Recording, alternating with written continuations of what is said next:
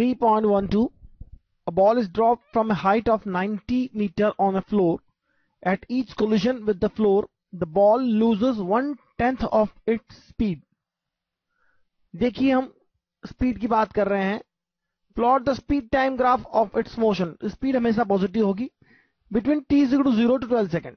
अगर हम यह 0 लेते हैं, यह 1 2 3 4 5 6 7 8 9 10 11 and 12 seconds. This is the time in seconds. Now 90 metre height से अगर हम ड्रॉप करते हैं तो पार्टिकल ग्राउंड तक पहुंचने में कितना टाइम लेगा. s is equal to half gt square अगर हम यूज करते हैं तो s हो जाएगा 90. g को हम 10 लेते हैं divide by 2 into T square. तो यह हो जाएगा. टाइम की वैल्यू फाइंड करेंगे यहां से 0 0 कैंसिल. t की वैल्यू होगी √9 दैट इज 3√2 सेकेंड. अप्रोक्सीमेटली अगर हम लेते हैं तो √2 को लेते हैं 1.4. यह हो जाएगा 4.2 सेकेंड अप्रोक्सीमेटली.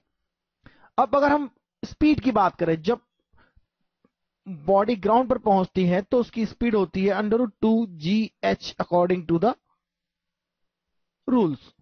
यह फॉर्मूला आता है v square is equal to u square plus 2gh से. जहां पर हम इनिशियल वेलोसिटी 0 लेते हैं तो v हो जाएगा √2gh. यहां पर वैल्यू सब्स्टिट्यूट करते हैं 2 into 10 into h. h is 90.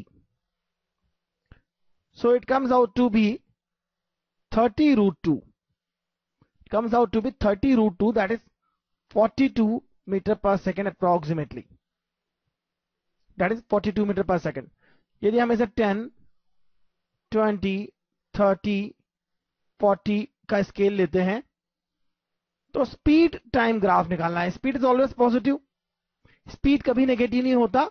और स्पीड 0 सेकंड पे 0 था.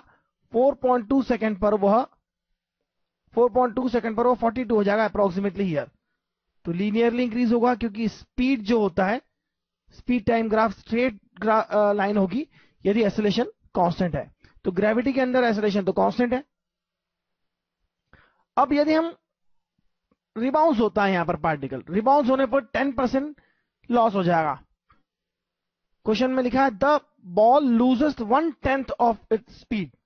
यानी 90% बचेगा. 1/10 लूज हो गया तो 9/10 ऑफ दिस रिमेनिंग देयर. अब इसका 9/10 हम फिगर में यदि बनाते हैं तो अप्रोक्सीमेटली यहां होगा कहीं पर. और स्पीड की बात करें, डायरेक्शन चेंज भी हो जाएगी लेकिन स्पीड तो मैग्नीट्यूड तो हो रहेगा. स्पीड ऑलवेज पॉजिटिव होती है और स्पीड अब डिक्रीज होगी बेसिकली, क्योंकि जैसे जैसे ऊपर जाएगा स्पीड 0 होगी. अब कितनी हाइट पर जाएगा यह हमें समझना है. हाइट और टाइम का रिलेशन हमें समझना है और वेलोसिटी का, स्पीड का रिलेशन समझना है.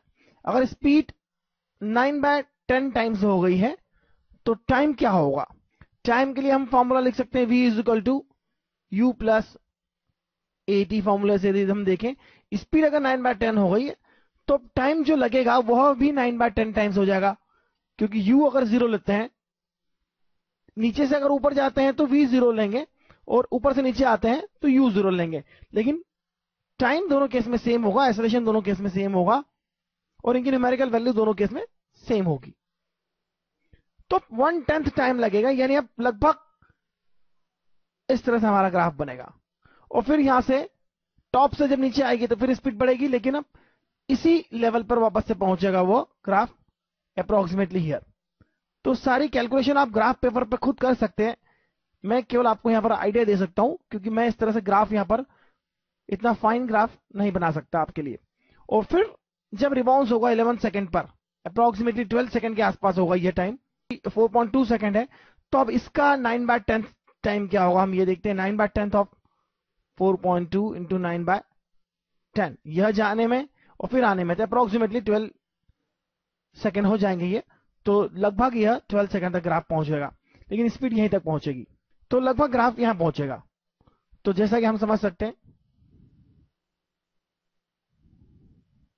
3.8 डिवाइड हो जाएगा करीब करीब यह, और 3.8 एंड सिमिलरली. तो ग्राफ बनाना कोई मुश्किल बात नहीं है. यह समय यह डाटा पता होना चाहिए कैसे निकाले जाते हैं. और इसके लिए फॉर्मूलाज को आप यूज करेंगे, बहुत आसानी से निकल सकते हैं।